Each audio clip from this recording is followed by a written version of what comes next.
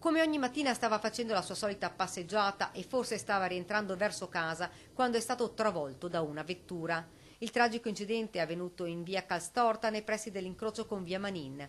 L'uomo camminava a bordo strada quando la macchina, una Renault Clio condotta da un operaio 56enne di Musile di Piave, lo ha investito. L'automobilista si è subito fermato per prestare soccorso ed ha chiamato il suo M118. Sul posto è arrivata anche l'automedica, ma purtroppo per l'uomo, Eligio Rebecca di 67 anni, non c'era nulla da fare, è morto sul colpo. Stavo andando a casa e qualcuno che non l'ha visto L'ha investito. e l'ha investito. Io ho visto la macchina e l'hanno preso a parte del passeggero.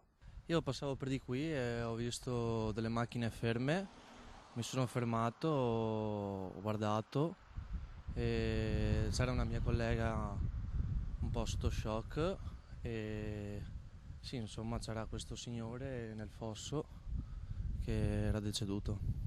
Sul posto i carabinieri della stazione di Cessalto per ricostruire l'esatta dinamica della tragedia. Secondo i primi accertamenti, comunque, la vettura procedeva regolarmente lungo la strada mentre il pedone stava camminando a bordo strada in senso opposto rispetto alla marcia del veicolo. Sotto shock l'intera comunità. La notizia è subito girata in tutto il paese dove la vittima era molto conosciuta. L'uomo aveva lavorato come barista e da qualche tempo era in pensione. Eligio Rebecca abitava a solo 1 chilometro dal luogo dell'incidente, una strada che faceva quasi ogni mattina. Forse la causa dell'incidente una disattenzione dell'automobilista. L'uomo, che probabilmente si stava recando al lavoro, è stato sottoposto anche all'alcol test che è risultato negativo.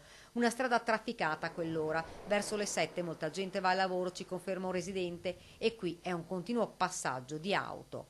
A terra, ancora una volta, i segni dell'ennesima tragedia, un'altra vita spezzata ed un'altra famiglia distrutta dal dolore. Eligio Rebecca lascia la moglie e 3 figli.